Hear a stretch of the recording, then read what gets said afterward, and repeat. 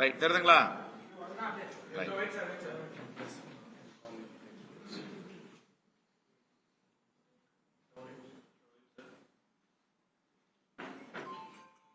எழுந்து நின்று காட்டுமா?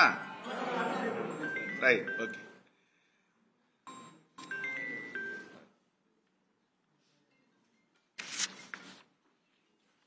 தேர்தல் வரை பெட்ரோல், டீசல், எரிவாயு எதையும் ஏற்றாத மோடி அரசு பாதுகாப்பாக தேர்தலுக்கு இது எதிரொலிக்க கூடாது என்று விலைவாசி ஏறவில்லை.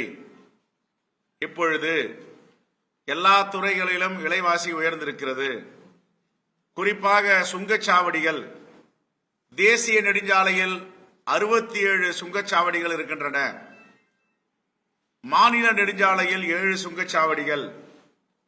இந்த சுங்கச்சாவடிகளில 5 முதல் 7 விழுக்காடு இப்பொழுது கட்டணத்தை உயர்த்தி இருக்கிறார்கள். இதை வன்மையாக காங்கிரஸ் பேரியக்கம் கண்டிக்கிறது. இதை உடனே திரும்ப பெற வேண்டும். அதே போன்று மகாராஷ்டிராவில் மோடி அரசால் நிறுவப்பட்ட சத்ரபதி சிவாஜியுடைய சிலை 6 மாதங்கள் கூட தாக்குப்பிடிக்கவில்லை. ஆயிரக்கணக்கான கோடியை செலவு செய்து நிறுவிய சத்ரபதி சிவாஜியுடைய சிலை அங்கே நொறுங்கி கீழே விழுந்திருக்கிறது. இதுதான் மோடியுடைய ஒன்றிய அரசுடைய லட்சணம். எதற்கெடுத்தாலும் ஊழல், மக்களுடைய வரிப்பணத்தை வீணாக்குவது, மக்களுடைய வரிப்பணத்தில் அதானி போன்றவருடைய கடன் தள்ளுபடி, அவர்களுக்கு சலுகை, யார் தொழில் பண்ணாலும் அந்த தொழிலை பிடுங்கி அவரிடம் ஒப்படைக்க வேண்டும், இல்லை என்றால் சிறை பிடிக்க வேண்டும். இதுதான் 10 ஆண்டுகளாக நடந்து வந்த காட்சி. இப்பொழுது சத்ரபதி சிவாஜியுடைய சிலை நொறுங்கி விழுந்ததற்கு இதுவரை எந்தவித பதிலும் ஒன்றிய அரசிடம் இருந்தோ அவருடைய கருணையால் அங்கு நடைபெறுகின்ற மாநில அரசிடம் இருந்தோ வரவில்லை. தமிழ்நாடு பெருந்தலைவர் காமராஜர் ஆட்சி நடக்கும் பொழுதும், முத்தமிழறிஞர் கலைஞருடைய ஆட்சி நடக்கும் பொழுதும் ஏராளமான சிலைகள் தமிழ்நாட்டில் நிறுவப்பட்டு இருக்கின்றன. மகாத்மா காந்தியடிகள் சிலை, ஜவஹர்லால் நேரு சிலை, தலைவர் ராஜீவ்காந்தியுடைய சிலை, அன்னை இந்திரா காந்தி சிலை, இதே போன்று தமிழ் அன்னை சிலை, வானுயிர நின்றிருக்கின்ற 133 அடி ஐயன் திருவள்ளுவன் சிலை கன்னியாகுமரியில 2000 ஆண்டு நிறுவப்பட்டது. ஆனால் இன்று வரை எத்தனை சுனாமி வந்தாலும், எவ்வளவு பெரிய அலைகள், கடல் சீற்றம், தட்பவெளை மாற்றம் வந்தாலும் வானுயர்ந்து நின்று கொண்டிருக்கிறது ஐயன் திருவள்ளுவன் சிலை. இதுதான் ஒன்றிய அரசிற்கு, மோடி அரசிற்கும் தமிழ்நாட்டில் ஆட்சி செய்பவர்களுக்கும் உள்ள வித்தியாசம்.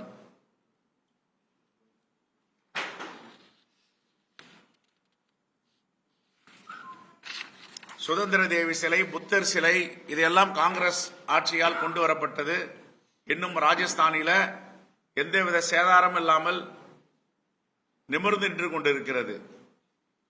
ஆகவே இவர்கள் எதை எடுத்தாலும் ஊழல், எதுக்கெடுத்தாலும் அரசியல், இதில் மக்களுடைய வரி பணத்தை வீணடித்துக் கொண்டிருக்கிறார்கள்.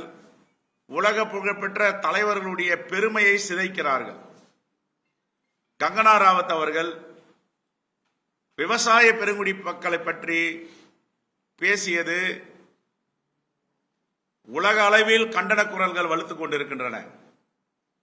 ஆனால் பாஜக இதனுடைய கங்கனா ராவத்துடைய பேச்சு பாஜகவுடைய பேச்சு கிடையாது, அவருடைய தனிப்பட்ட உரை என்று சொல்லுகிறார்கள். ஓகே, இருக்கட்டும். ஆனால் இதுவரை ஏன் நாடாளுமன்ற உறுப்பினராக இருக்கின்ற கங்கனா ராவத் மீது நடவடிக்கை எடுக்கவில்லை? கொச்சைப்படுத்தி வேளாண்மை பெருங்குடி மக்களை பேசியிருக்கிறார். அந்த போராட்டங்களை எல்லாம் இழிவுபடுத்தி பேசியிருக்கிறார். எதற்காக அவர் மீது நடவடிக்கை இல்லை?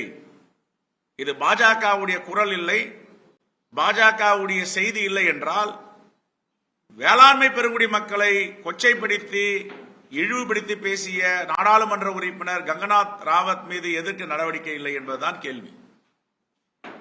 அதே போன்று மத்திய பிரதேசத்தில் காங்கிரசுடைய தலைவர் இப்படி வீடை புல்டோசர் வைத்து இடித்திருக்கிறார்கள். ஒரு நோட்டீஸ் கொடுக்கவில்லை, தகவல் இல்லை. நரேந்திர மோடி அவர்கள் கடந்த நாடாளுமன்ற தேர்தலில் புல்டோசர் வைத்து இடிப்பது எப்படி என்றால் உத்தரப்பிரதேச சிஎம் அவரிடம் கேட்டு தெரிந்து கொள்ளுங்கள் என்று பரப்புரையில பேசினார். அது இப்பொழுது தொடர்ந்து கொண்டிருக்கிறது. இதை வன்மையாக கண்டிக்கிறோம். அதே போன்று மீனவர் பிரச்சனை ஆட்சிக்கு வருவதற்கு முன்பு 2014ஆம் ஆண்டு கடல் தாமரை மாநாடு என்று ராமேஸ்வரத்தில் ஒரு மாநாடு கூட்டி அந்த மாநாட்டில் தீர்மானங்கள் நிறைவேற்றப்பட்டது பாஜகவால். அப்பொழுதிருந்த ஒன்றிய அமைச்சர் மறைந்த சுஷ்மா ஸ்வராஜ் அவர்கள் அந்த மாநாட்டில் சிறப்பு விருந்தினராக கலந்து கொண்டார். அவர்கள் தீர்மானத்தில் பாஜக ஆட்சிக்கு வந்தால் ஒரு மீனவர்கள் கூட தாக்கப்பட மாட்டார்கள், பாதுகாப்பு கொடுப்போம், ஒரு படகுகளும் வலைகளும் பறிமுதல் செய்ய அனுமதிக்க மாட்டோம், ஒன்றிய அரசிடம் இருக்கின்ற கோஸ்ட் கார்டு நேவியை இன்டர்நேஷனல் பார்டரில் நிறுத்துவோம், பாதுகாப்பாக மீனவர்கள் இருப்பார்கள் என்று சொல்லி ஆட்சிக்கு வந்த பிறகு கடந்த காலங்களை விட இப்பொழுது உயிர் பலிகளும்